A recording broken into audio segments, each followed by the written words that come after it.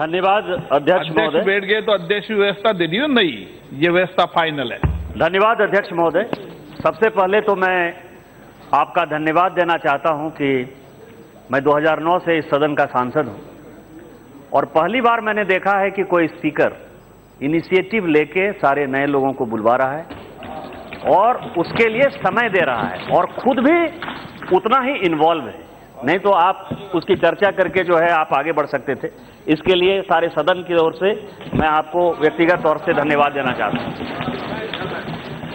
मैं प्रधानमंत्री जी का, मैं रेल मंत्री जी का और पूरी सरकार को भी धन्यवाद देना चाहता हूं। अरविंद सावंत जी इधर देख रहे हैं कि जब पूरा देश सो रहा है तो चौकीदार और पहरेदार कैसे जागता है, उसका यह सबसे बड़ा उदाहरण है कि हम रेल बजट पर चर्चा कर रहे हैं।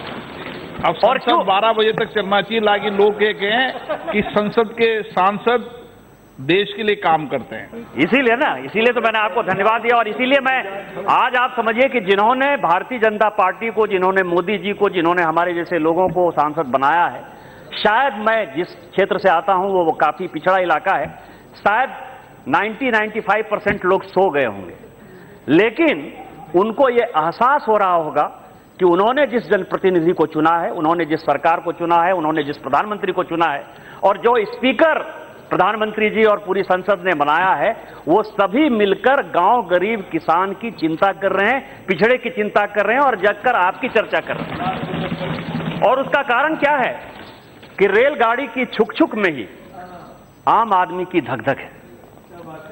रेलगाड़ी की बरकत में ही देश की बरकत है। ये आज रेल जो है बड़ी समस्याओं से ग्रसित है अध्यक्ष महोदय। रेल को रोड से, रेल को पानी से, रेल को एविएशन से, ये 3 जगह से खतरा आ रहा है। माननीय प्रधानमंत्री जी चप्पल पहनने वाले को हवाई जहाज पर बिठा रहे हैं। हवाई चप्पल पहन, चप्पल हवाई चप्पल दोनों एक ही है। हमारे यहां बिहार झारखंड में एक ही चीज बोला जाता है। दूसरा, जो मोड ऑफ ट्रांसपोर्टेशन है उसमें जो पानी है वो सबसे सस्ता साधन है और जो फ्रेट है उस फ्रेट में रोड का बड़ा रोल हो गया है। लेकिन मैं आपको बताऊं 2008 में स्पीकर साहब, इसीलिए मैं यहां बोलना चाहता था, संजोग से आप आ गए और पूरे सदन को, पूरे देश को जानना चाहिए कि 2008 में तत्कालीन रेल मंत्री लालू प्रसाद जी ने यहां एक घोषणा कर दी फ्रेट का कि जो आयरन ओर का बूम था उस वक्त, कि आयरन ओर में जो डोमेस्टिक आयरन ओर कंज्यूम करेंगे उसका एक अलग फ्रेट होगा और जो एक्सपोर्ट करेंगे चाइना में, चूंकि वहां खेल होने वाला था, उसका एक अलग फ्रेट होगा। और रेल के पास कोई मैकेनिज्म नहीं है स्पीकर साहब। और इसके कारण क्या हो गया कि जो एक्सपोर्ट कर रही थी कंपनियां, जैसे रश्मि मेटलिक एक बड़ी कंपनी थी, आप समझें कि उसने 30,000 करोड़ का गबन किया। सीएजी की रिपोर्ट आई और इस रिपोर्ट को उस वक्त के तत्कालीन सरकार ने मनमोहन सिंह जी के नेतृत्व में, और ममता बनर्जी जी जब वहां की रेल मंत्री थे, वो 30,000 करोड़ का स्कैम सीएजी में दवा का दवा रह गया। हमारी सरकार आई, सीबीआई की जांच चल रही है। मेरा आपके माध्यम से सरकार से आग्रह है कि उस 30,000 करोड़ के स्कैम में जितनी भी कंपनियां फंसी हुई हैं उनके ऊपर इमीडिएट कार्रवाई करके उनको जेल भेजना चाहिए। दूसरा सवाल यह है कि सुनील सिंह साहब ने काफी कुछ बातें कही हैं। 2 मिनट में मैं बात खत्म करूंगा स्पीकर साहब, ऐसे आपको 12 बजे तक चलाना था सदन।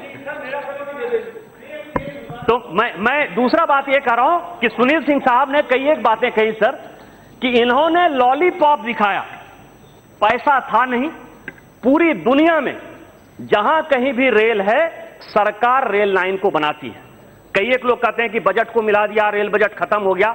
उसका कारण यह है कि कहीं रेल पैदा नहीं करती है पैसे को और कहीं नया रेल लाइन नहीं बनता। इसीलिए पूरी दुनिया के मुकाबले भारत में रेल लाइन नहीं बना और खासकर हमारे जैसे पिछड़े राज्य में तो एकदम ही नहीं बना। आप ये समझें कि यूरो रेल, सभी यहां कई एक सांसद होंगे सर जो यूरोप जाते हैं और उनको लगता है कि स्विट्जरलैंड में गए गाड़ी सही समय पर आती है, इंग्लैंड जाते हैं सही समय पर आती है। मैं सारे सांसदों को बता देना चाहता हूं कि 73 बिलियन यूएस डॉलर, लगभग आप समझिए कि 5 लाख करोड़ सब्सिडी देती है। पूरे यूरोप की सरकार मिलकर रेलवे में पैसेंजर के लिए सब्सिडी देती है, तब वो यूरो रेल चलता है। लेकिन यहां कांग्रेस की नीतियों के कारण इतना पैसा नहीं दिया कांग्रेस सरकार ने जिससे कि कहीं रेल बन पाए। और हमारे जैसे पिछड़े राज्य के साथ मैं जो दूसरी बात कर रहा हूं कि जितनी घोषणाएं हुई हैं, जितना एमओयू हुआ है राज्यों के साथ, जैसे हमारे साथ एमओयू हुआ झारखंड जैसे राज्य के साथ, और वो योजनाएं 10 साल 15 साल तक डिले हो गई, उसके पीछे एक व्हाइट पेपर जारी करना चाहिए कि किस लिए घोषणा की, कितना पैसा दिया और जनता को कितना मूर्ख बनाया।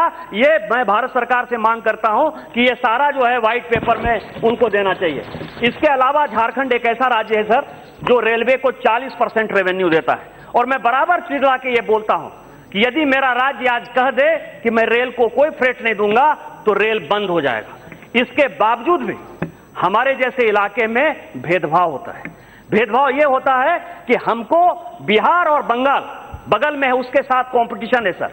न बिहार सरकार रेल में एक पैसा देती है, न बंगाल सरकार एक पैसा देती है, लेकिन सारी योजनाएं, चूंकि संजय सेठ जी ने भी कहा, सुनील सिंह जी ने भी कहा कि जो हेडक्वार्टर है, जीएम है, कोई कलकत्ता बैठता है सर, कोई हाजीपुर बैठता है, और झारखंड के साथ हमेशा नेग्लेक्ट होता है, जिसके कारण हमारा जो पैसा जाता है ईस्टर्न रेलवे एसीआर में, वो सारे के सारे पैसे या तो बंगाल या बिहार को चले जाते हैं। इसीलिए मेरा आपके माध्यम से आग्रह है कि हमारे जैसे राज्य के ऊपर रेलवे विशेष कृपा करे, और हमारा जो रेल लाइन है बरवाडी चिरमिरी, गया बोध गया, हसदिया गोड्डा, पीरपैंती जसीडी, चित्रा बास्कीनाथ, गोड्डा पाकुड़, विक्रमशिला कटेरिया, इस तरह के जो रेल लाइन है, इस रेल लाइन को बनाए। दूसरा, लालू प्रसाद जी ने 2008 में जो घोषणा की थी कि भागलपुर में जो है डिविजनल कार्यालय खुलेगा, इस हाउस में सर, भागलपुर में जमीन के कारण वो नहीं खुल पा रहा है।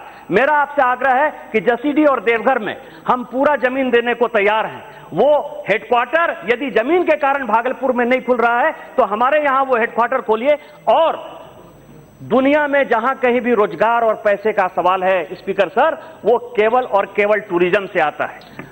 इसी कारण से सिंगापुर, पेरिस, लंदन, जितने भी देश आगे बढ़े हैं टूरिज्म के कारण बढ़े हैं। हमारे इलाके में पारसनाथ है, हमारे इलाके में देवघर है, हमारे इलाके में मंदार हिल है। मैं आपको बताऊं कि दुनिया का सबसे पुराना फॉसिल जो सभ्यता की बात करता है, 19 लाख 20 लाख करोड़ पुराना फॉसिल राजमहल की पहाड़ी में हमारे यहां है।